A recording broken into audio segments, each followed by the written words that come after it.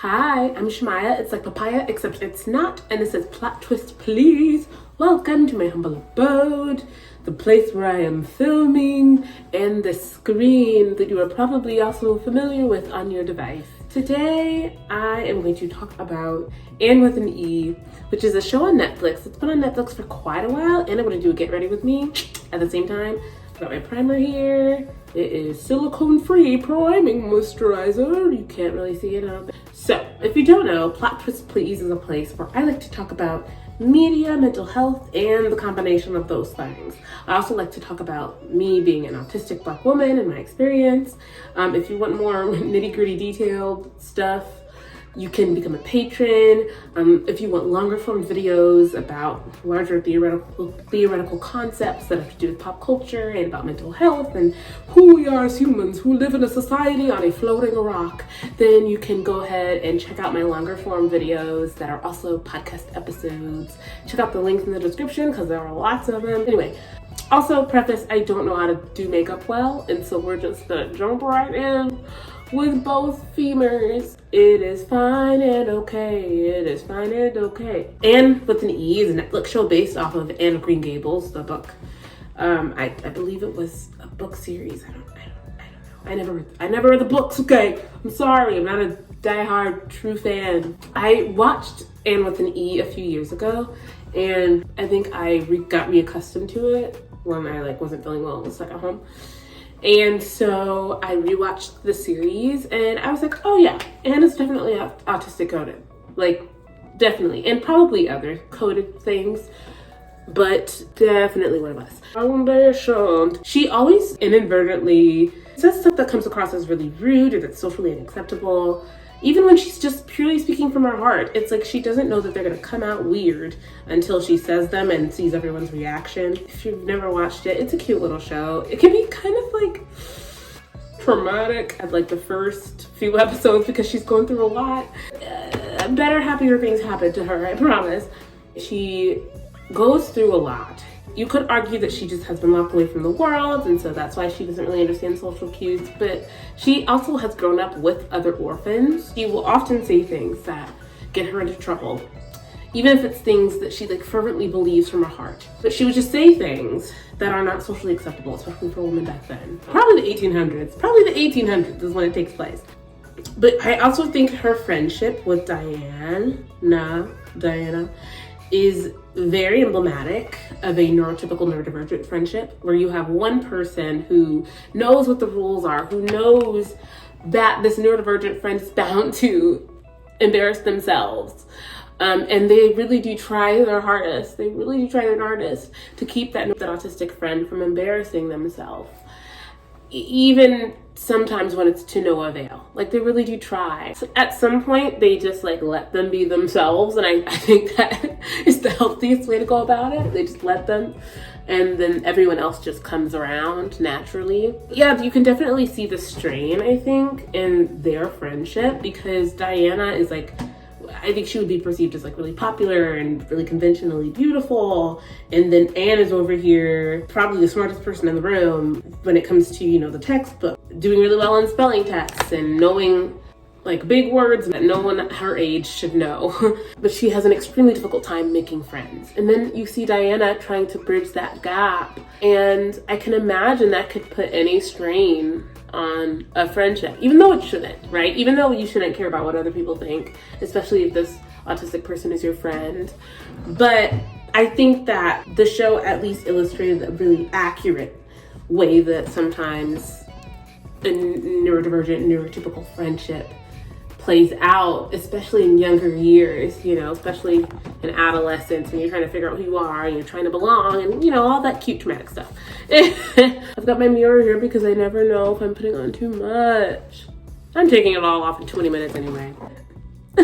So sad. What I think though is really interesting about their friendship is that you see Diana really let Anne be herself. You see her just become, I guess, just comfortable with who Anne is. And I think that happens because Anne becomes, I think that happens maybe around the same time that Anne becomes more comfortable with who she is. And she decides that embarrassment is not the worst thing. Maybe she still has some trauma from embarrassment and from being ridiculed, because you see jump cuts to Anne's past, growing up in the orphanage where she's being bullied, and you see her kind of have PTSD from that. And that's definitely a thing that a lot of autistic people can have, especially as it pertains to their relationships with their peers. But I think you really get to see her come into her own and really start to understand that she really needs to accept herself in order to feel like she has found any kind of home or safe haven. And I do think that those things happen in congruence with one another. I think that Anne starts appreciating herself and who she is and how her brain works during around the same time that people start seeing how valuable a brain like that is in society. Like, there are fandoms dedicated to this and everything. Like, Anne would be perceived by a lot of people to be autistic coded, I would think. But I think another thing that really jumped out to me with this series was her relationship with Gilbert. Now, if you don't know, Gilbert is her love interest throughout the books and in a lot of, the movies. I think the one movie is Anne and Gilbert. I don't know, y'all. You're gonna have to check on that for me. But I definitely think it becomes very clear throughout the series that Gilbert knows something she doesn't when it comes to dating. Like, he definitely is on another wavelength. And I do think that he is someone who was born with a neurotypical brain, but I do think that it's possible for him to have developed neurodivergence later in life. Based on everything he's been through. Like, he's not gonna come out of there normal. Like, he's not gonna come out of all that. He lost his father really young. Sorry, I thought I got makeup on my clothes. He, had to kind of grow up once his father was gone, and manage his family's farm. Like, who's to say the man is neurotypical? But I do think something that's really obvious about their relationship is that, throughout, Gilbert is someone who appreciates different ways of thinking in ways that a lot of people his age, at least what is, what's prescribed to us through the series, in a way that a lot of people his age are not. That he is comfortable with Anne and the way that she thinks, or in the way that she operates on some level, which I think is really cool. I think that it's really obvious that Gilbert is the type of person who kind of sits in the Diana camp, who is not necessarily neurodivergent when we meet him, but is either neurodivergent adjacent, or I don't know what that means. I don't know, that doesn't mean anything, actually. It's either really comfortable with neurodivergent people or just other ways of thinking and existing. That's really cute and neat that they did that for our little love interest, our little boy. I also feel like this show kind of revealed to me how much traditional dating just doesn't work for a lot of autistic people, because a lot of it just doesn't make sense to us. I think that if you're autistic, you're more inclined to be kind of just huh? You're trying to tell me that women have to do all this work and get this little in return? I'm gonna just build a life for myself that I want and see who comes along to meet me on that path. And I think that Anne very much emulates that sentiment, throughout the series. She's very much oh, I know what I want to be, and I also don't know for sure that dating or partnership is going to be for me. Because I think a lot of autistic people feel that way. And also, I think there's a quote that she says in the series that jumped out at me as oh, that's literally something that I say. She's I don't think I'm fit to be married, but I think I am fit to have a love partner. I could see myself with a love partner. And honestly, it's not that I don't believe in marriage. It's just that the way that marriage has been orchestrated in the traditional sense, I don't think for me as a woman with the pursuits that I have, I don't know. And I think the part about it that freaks me out a little bit is that there are women who wrap their entire lives around the prospect of getting married. And that was never gonna be me. There are women who drop their careers once they get married. That's never gonna be me. And I know it probably seems really weird for me to be that's never gonna happen. I'm never gonna be this person who I've never met, whose circumstances I've never been in. That's probably weird for me to say now, at my, young sprightly age. But I also just can't see myself dropping my dreams and my goals for one person who may not even be there in 5 years. It's weird. And hey, maybe this is because I'm someone who has never been in a relationship, and the concept of dropping anything for a person who can just decide one day that they don't want you in their life anymore seems strange. But like, we can't, like, it does seem strange. Like, we can't, that's a little weird.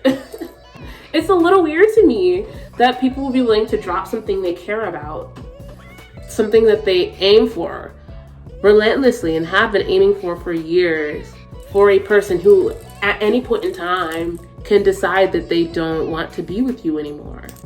Like, you can wake up one day and they'd be like, oh, I changed my mind, which is fair, which is fine, and a valid human response to, you know, ins and outs of daily life and to, you know, your actual true desires changing and the way you want your life to look in 10 years changing. That's a valid response to life. But I just don't see the value in risking that when there are other things that I need and want to accomplish. And maybe I'm a little cuckoo nuts for thinking that way, but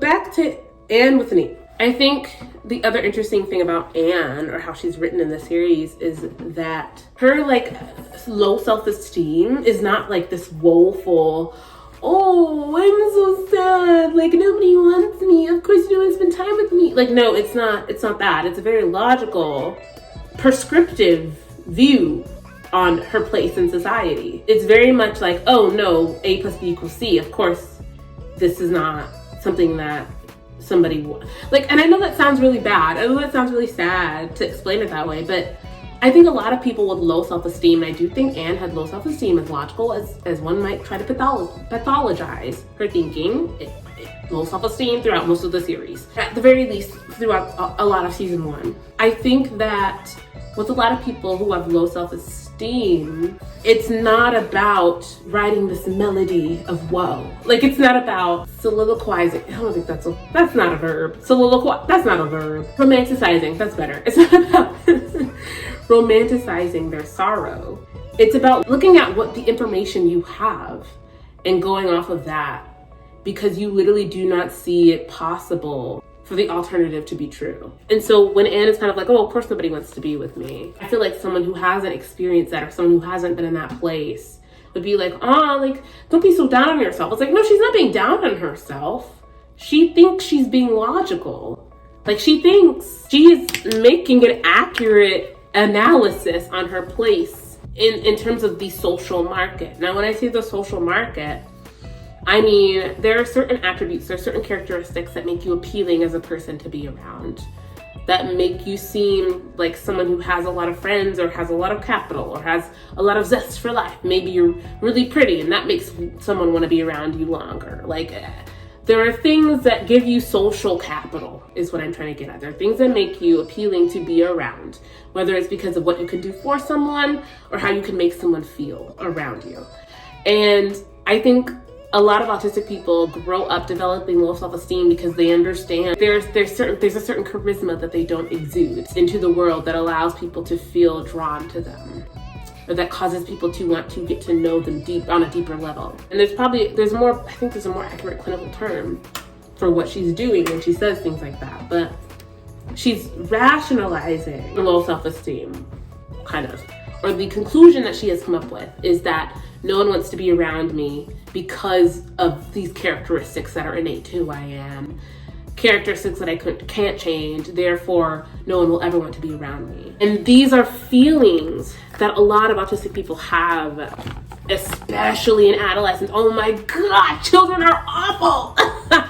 Kids are the worst. I mean, children are also an oppressed class, but that's a whole nother video. Hurt children hurt other children. A lot of us still have a lot of healing to do when it comes to seeing ourselves as viable people to be around, as people who are capable of having friendships, having relationships on a deep level, and also having people in our circles who want to be there. I think that's one of the biggest insecurities that any autistic person can have. It's the fear that the people that are in my life are just there because they feel like they have to be. You know, the fear that the people who are in my life are there because they feel sorry for me.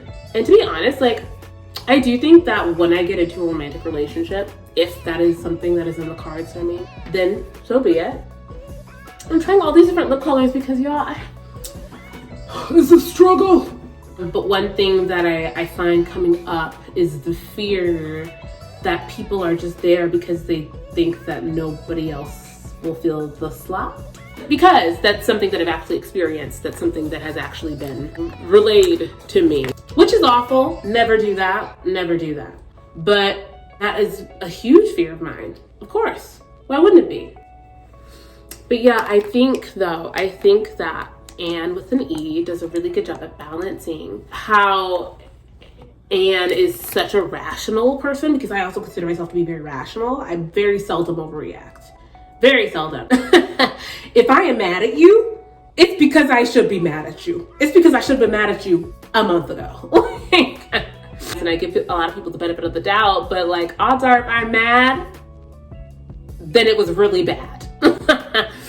So the show does a really good job at balancing how Anne can sometimes be the most rational person in the room and how she can sometimes be the most irrational person in the room.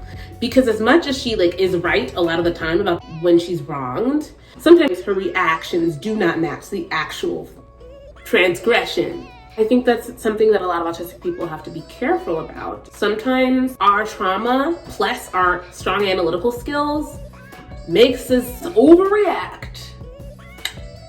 One thing this show did show me though was that it is really easy when you're autistic and you're used to just handling a lot of things yourself. We like to be little mad scientists in here and we like to just figure everything out ourselves. But relying on friends and family, relying on the people who love you and who have consistently shown up for you, sometimes that's what you need. Sometimes you need to get out of that bubble, get out of that brain, and pick up your phone and send someone a text and say, hey, want to hang out, or hey, I just saw this funny video, or hey, I'm just stuck in my head and I kind of just need something to distract me. Do you want to FaceTime? You know, and I've come to know too, I've come to realize that people will show up for you if you let them. The people who are really supposed to be there in your life will show up for you, you know, and similarly to how autistic people might feel like we are isolated from the world, or how we might feel lonely. Sometimes your friends are feeling lonely too, and sometimes you need to reach out to them. Sometimes you gotta be brave. Like, and I know it's hard, and I know you've been traumatized, I know. But just like you are looking for someone to reach out to you, sometimes they're looking for someone to reach out to them too. And don't abuse that, but like they want to help you. They want to feel of use to you. And I know it sounds weird. It feels weird. It feels strange because I'm someone who also is hyper independent. I've always been that way. I've always just done things my way, the way that I wanted to do them. I hated group projects because I knew that I was going to end up doing most of the work, or that I was going to be the only person doing it right. Like, that's, it's a whole thing. It's a whole thing. I get it. But your friends want to be there for you. I promise you, they do. So yeah, that's what I wanted to say. Thank you so much for joining me on this deep dive of Anne with an E. I will see you next time on another Get Ready With Me, or on a, you know, longer form video about some things, or some autism things, you know? Like, share, subscribe, and stay weird. Really.